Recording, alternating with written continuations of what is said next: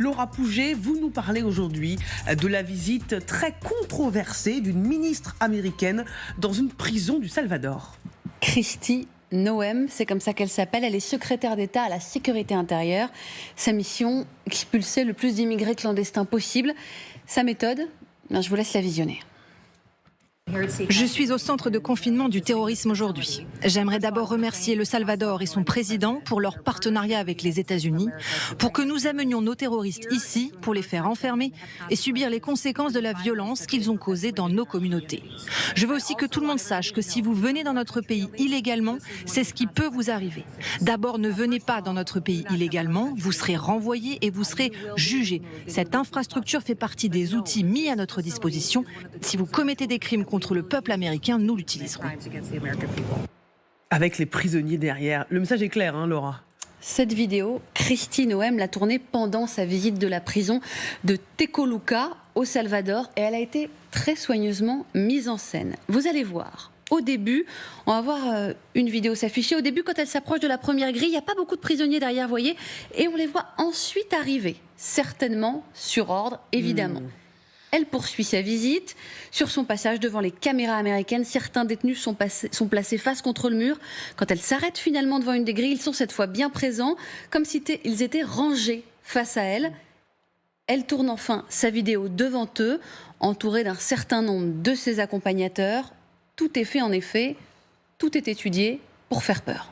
Et Laura, la prison n'a pas été choisie au hasard. Je vous l'ai dit, c'est la prison de Tecoluca au Salvador. Elle est aussi connue sous le nom de centre de confinement du terrorisme et présentée par les autorités comme la plus grande prison d'Amérique. Inaugurée en 2023, elle est récente. Elle compte 8 bâtiments de 32 cellules chacun. Ces cellules que vous revoyez ici font environ 100 mètres carrés. Mais elles abritent entre 60 et 80 détenus pour 2 lavabos, 2 toilettes seulement. Les couchettes en métal sont sans matelas, la lumière est allumée en permanence, les hommes ne sont autorisés à sortir que 30 minutes par jour. Des conditions de détention qui ne sont pas du tout cachées, puisqu'avant même la visite de la ministre, une équipe de CNN avait été autorisée à visiter les lieux fin 2024. En fait, cette prison fait partie du plan du gouvernement contre la criminalité et les gangs qui sévissent dans le pays. Elle est censée accueillir les membres des Maras, les bandes criminelles les plus dangereuses du Salvador. Et désormais, elle fait aussi partie du plan américain ? Partie intégrante, puisque le 16 mars dernier sont arrivés à Tecoluca 261 prisonniers expulsés des États-Unis et soupçonnés pour la plupart d'appartenir à un gang vénézuélien. Là aussi, vous allez le voir, la mise en scène était totale. Les images vont peut-être arriver, on les a, de ces clandestins qui arrivent des États-Unis. Voilà, la mise en scène était totale. Tout filmé, tout diffusé, leur descente d'avion entravée, tête vers le bas, leur arrivée ensuite entre les murs du centre, toujours tête vers le bas. Ensuite, vous allez voir leur rasage forcé, puis leur entrée en cellule. Spectaculaire, ces hommes ont été envoyés à Tecoluca dans le cadre d'un accord passé entre l'administration Trump et le gouvernement du Salvador, qui prévoit le versement de 6 millions de dollars au pays. La justice américaine a bien interdit leur expulsion in extremis, mais les avions étaient déjà en route et le pouvoir ne leur a pas ordonné de faire demi-tour. C'est un message au monde que l'Amérique n'est plus un refuge sûr pour les criminels violents, a déclaré Kristi Noem, la fameuse secrétaire à la sécurité intérieure. Qui est par ailleurs, Laura, une adepte des méthodes musclées. Vous avez une bonne mémoire. Gouverneur du Dakota du Sud, fermière, propriétaire d'un ranch, amatrice de chasse et des armes à feu qui vont avec, Kristi Noem avait tout pour devenir une Trumpiste de choc, ce qu'elle est devenue, vous la voyez ici, aux côtés du futur président lors d'un événement en Pennsylvanie au mois d'octobre.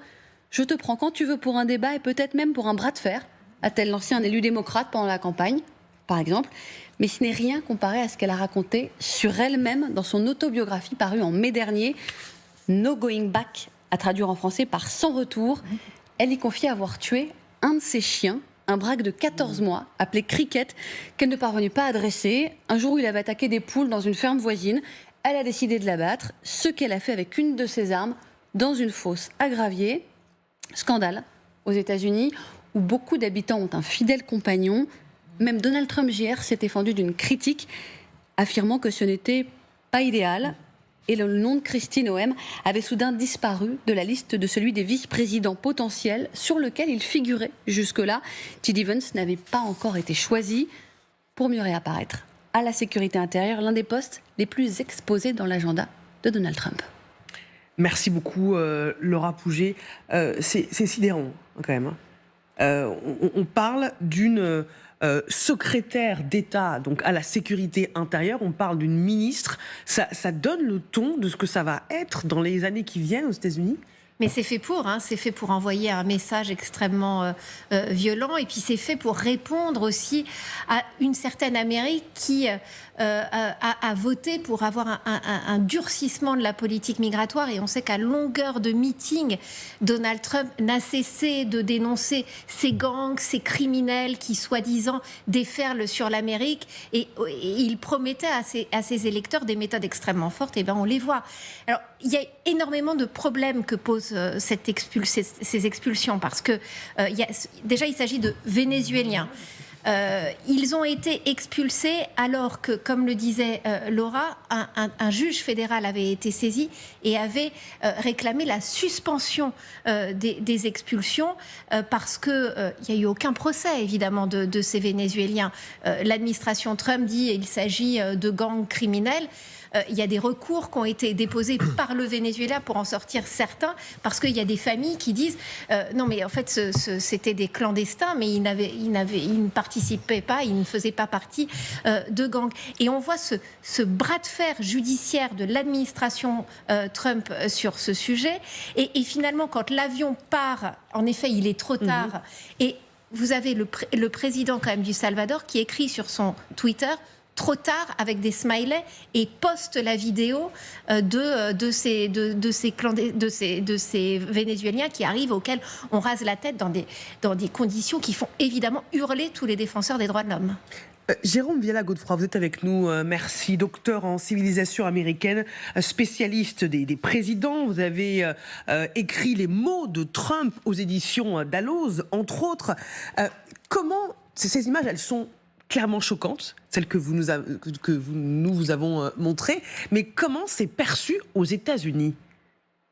Alors, ça dépend évidemment de quel bord vous vous situez, mais il faut voir que la question de l'immigration est quand même assez... Enfin, aux États-Unis, il y a quand même une majorité, on va dire, de gens qui trouvent que c'est très bien de renvoyer un certain type d'immigrés. Et là, le récit dominant, c'est qu'il s'agit de membres de gangs.